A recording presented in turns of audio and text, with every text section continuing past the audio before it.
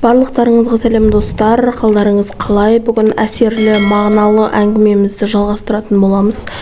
Менімен бірге болыңыздар. Бүгінгі тақырып мұңсыз патшаның артық салмақтан арылуы деп аталады. Ертеде бір мұңсыз патша шектен тыс ішіп жеп, артық салмақ жинап алыпты. Толықтығы соншалықты артық салмағынан арылу үшін дәрігерлерден ақыл кеңес сүйенуге мәжбүр болыпты. Ел арасындағы білікті дәрігерлерді шақырып, одан артық салмақтан арылудың жолын сұрап, дәрі беруін өтініпті. Сонда патшаның көрген дәрігер: «Алла саған жар болсын, мен бүгінгі күнді ғана емес, аурудың жағдайына қарай болашағында болжай алатын дәрігер ретінде айтарым, сізге бір қарағаннан-ақ көп нәрсені түсіндім.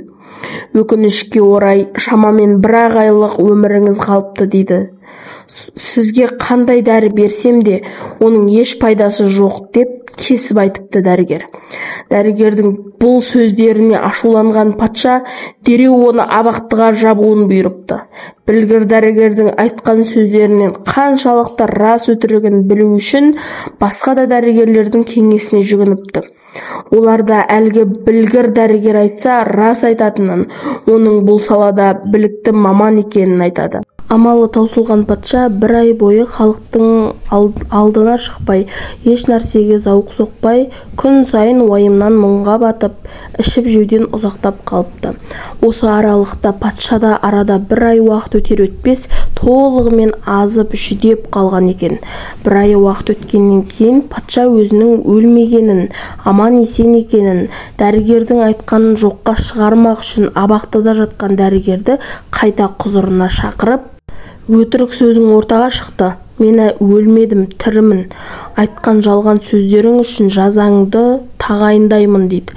Дегені сол еді. Дәрігер де сөздің аяғын күтпестен оған қарсы жауап береді. «Сізге Құдайым жар болсын, мен Алланың әлсіз бір құлымын. Болашаққа қатысты еш нәрсе білмеймін.